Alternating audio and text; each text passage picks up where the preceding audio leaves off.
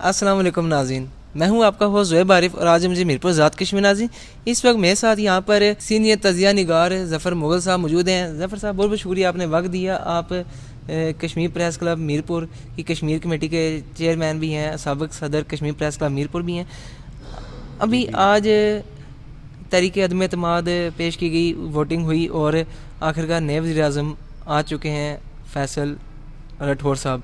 आप क्या समझते हैं, अनवारुल हक का दौर कैसा गुजरा? सबसे पहले इस पर जी, सबसे पहले तो मैं आपका शुक्रगुज़ार हूँ कि आपने मौका फ़राहम किया कि मैं मौजूदा सियासी सूरत हाल के हवाले से और अदम एतमाद के हवाले से नाज़रीन के साथ अपने व्यूज़ जो है वो शेयर कर सकूँ।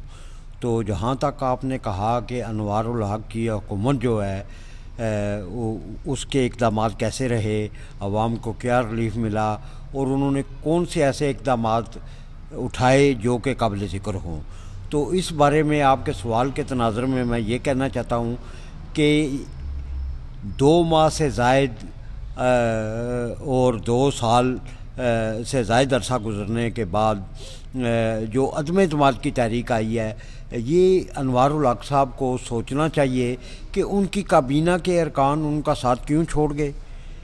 क्या उनकी कारकर्दगी बेहतर नहीं थी या फिर उनकी वज़रा पे, अपनी काबीना पे गिरफ्त नहीं थी कि वो उनको अपने साथ रखने में नाकाम रहे। और जहाँ तक मेरे तज़किये का ताल्लुक़ है, मेरी जो सोच व फ़िक्र है और जो मैं चाहता था कि वज़ीर-ए-आज़म अनवारुल हक, शुरू में मैंने उनकी हमायत में बहुत लिखा, लेकिन जब मैंने देखा कि वो इक़दाम उठाने में नाकाम रहे हैं, बुनियादी तौर पे उनके 2 निकात थे। एक तो वो कहते थे कि आज़ाद कश्मीर को मॉडल स्टेट बनाऊंगा, आज़ाद कश्मीर में लोगों को रिलीफ फराहम करूंगा, गुड गवर्नेंस कायम करूंगा, और वो गुड गवर्नेंस का बहुत शोर करते रहे कि मैं गुड गवर्नेंस कायम करने के लिए आया हूँ। और दूसरे नंबर पे उनका कहना था कि मैं आज़ाद कश्मीर में बेलाग एहतसाब करूँगा और करप्ट माफिया को जो है वो सलाहों को पीछे धकेलूँगा। तो लेकिन मुझे ये अफसोस से कहना पड़ रहा है कि 2 साल से ज़ायद अरसा गुजरने के बावजूद ना तो वो गुड गवर्नेंस कायम कर सके और ना ही वो बेलाग एहतसाब करके माफिया को नकेल डाल सके। आज भी मैं कहता हूँ कि इनके 2 सालों के दौरान आज़ाद कश्मीर बदस्तूर माफिया की जन्नत रहा और आज़ाद कश्मीर में कोई ऐसा महकमा नहीं है कि जिसमें करप्शन का दौरा ना रहा हो। तो इस लिहाज से उनकी काबीना पे भी गिरफ्त उस तरह नहीं थी कि जिस तरह की होनी चाहिए थी।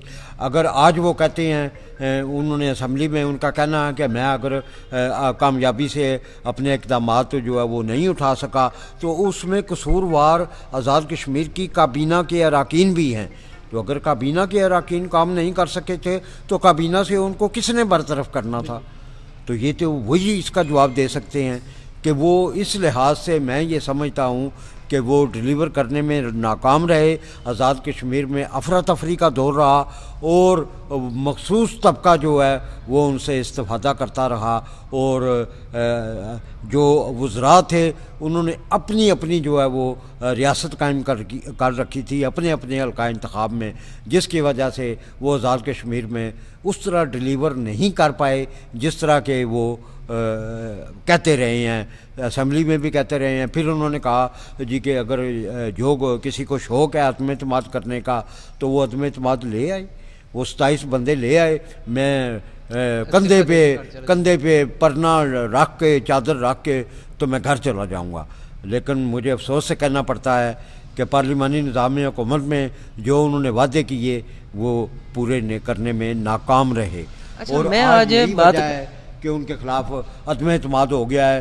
उनका कहना था कि वो 27 जो रिक्वायर मेंबरान असम्बली हैं वो ले आएँ और आइन के तहत मैं मुस्तफ़ी होकर घर चला जाऊंगा। लेकिन ना तो वो घर गए बल्कि डट गए कि मैं सामना करूंगा। और आज वो क्या कहते हैं कि बड़े बेआबरू होकर तेरे कूचा से हम निकले और उनको बेआबरू होकर कूचा ऐवान इक़्तिदार से जो है वो घर जाना पड़ा है। اچھا، میں آج یہاں پر کچھ شہریوں سے بھی بات کر رہا تھا اسی والے سے، عدم اعتماد کے حوالے سے، تو ان کا یہ کہنا تھا کہ انوار الحق کا جو دور ہے یہ سب سے اچھا دور گزرا. ان کے دور میں رٹھوار یام پل پہ کام دوبارہ شروع ہوا. ان کے دور میں بجلی جو ہے یہ 3 روپے یونٹ تک آئی. ان کے دور میں جو آٹا ہے 2000 من آٹا ہوا. تو اس والے سے آپ کیا کہتے ہیں؟ جی، یہ بالکل لوگوں کا جو کہنا ہے مجھے اس سے اتفاق نہیں ہے، اس لیے کہ جو بجلی کی رعایت کی بات ہے، جہاں تک یہ تو آخری وقت تک عوامی ایکشن کمیٹی کے سامنے ڈٹے رہے. انہوں نے لوگوں کو سڑکوں پہ لایا، یہاں پہیا جام ہوا، شٹر ڈاؤن ہوا، اور آزاد کشمیر کی تاریخ میں 1981 کے بعد سب سے بڑا احتجاج جو ہے وہ چند ماہ پہلے ہوا، جو جوائنٹ عوامی ایکشن کمیٹی کے پلیٹ فارم سے ہوا. اور یہ تو کہتے تھے کہ میں کوئی ریلیف نہیں دوں گا. وہ تو ان کو وہ غیر ملکی ایجنٹ قرار دیتے رہے، ان کے ساتھی جو ہے وہ سائفر لہراتے رہے، لیکن ریلیف کس نے دیا؟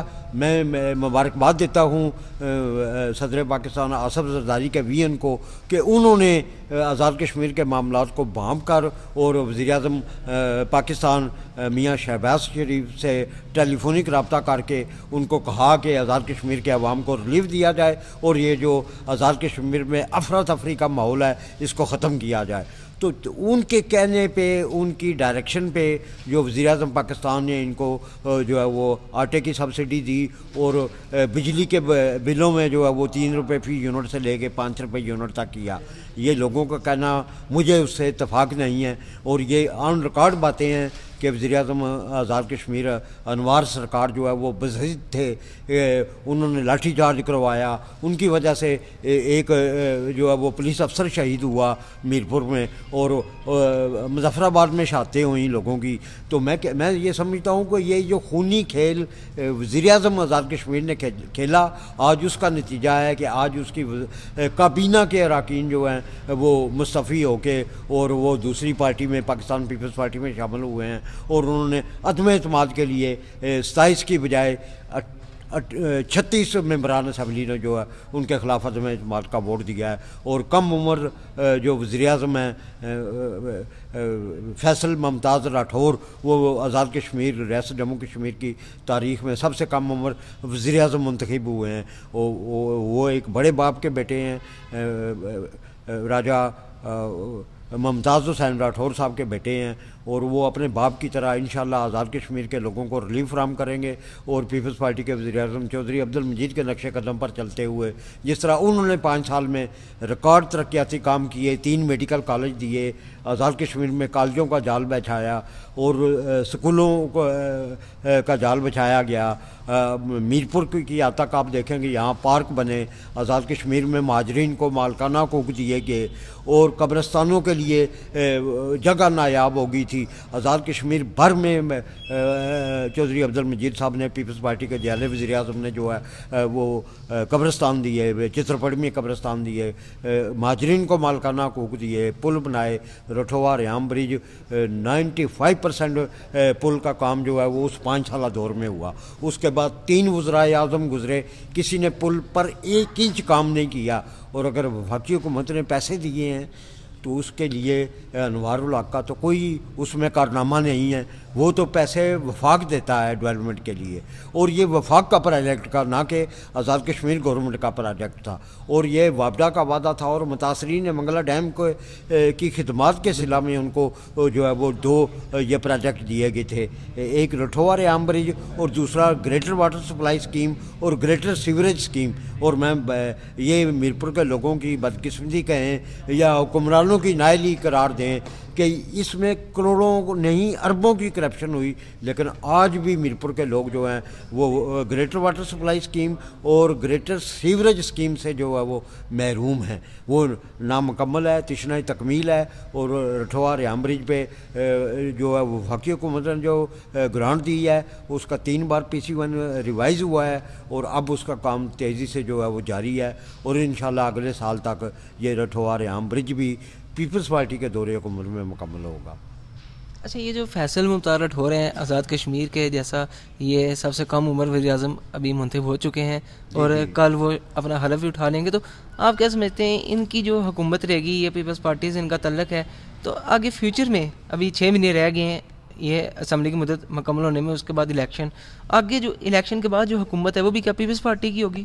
جی بالکل، بہت اہم سوال ہے آپ کا، اور میری جو دانست ہے اس کے مطابق یہ جو 8 ماہ رہتے ہیں، کیونکہ جولائی میں الیکشن ہوں گے، آئین کے تحت 5 سال کے لیے یہ حکومت بنی تھی، یہ انہی کے کارنامے ہیں کہ یہ پی ٹی آئی کی جو باقیات تھیں، یہ فارورڈ بلاک بنا کے پی ٹی آئی کا تو یہ رات کی تاریکی میں وزیر اعظم بنے، لیکن یہ اس طرح ڈلیور نہیں کر پائے، ان کی کابینہ کے لوگ ان کا ساتھ چھوڑ کے پیپلز پارٹی میں شامل ہوئے، اور وہ سب سے بڑی جو پارٹی تھی پارلیمانی پارٹی پیپلز پارٹی، اس کے 17 اراکین اسمبلی تھے، اور آج دیکھیں آج وہ 36 پہ سٹینڈ کر رہے ہیں، اور مزید لوگ جو ہیں وہ ان کا ساتھ چھوڑ کے یقیناً وہ پیپلز پارٹی میں آئیں گے، اور آئندہ یہی لوگ جو ہیں الیکٹیبلز جو ابھی اسمبلی میں ہیں پیپلز پارٹی کے، جو 36 سے انشاءاللہ یہ آگے بڑھیں گے، اور آئندہ یہی ٹکٹ ہولڈر ہوں گے، اور یہی آئندہ ان میں سے اکثریت سے کامیاب ہو کے آئندہ جولائی میں ہونے والے الیکشن میں یہی کامیاب ہو کر آئیں گے، اور جو بڑی پارلیمانی پارٹی ہے وہی آئین کے تحت اپنا وزیر اعظم بنائے گی۔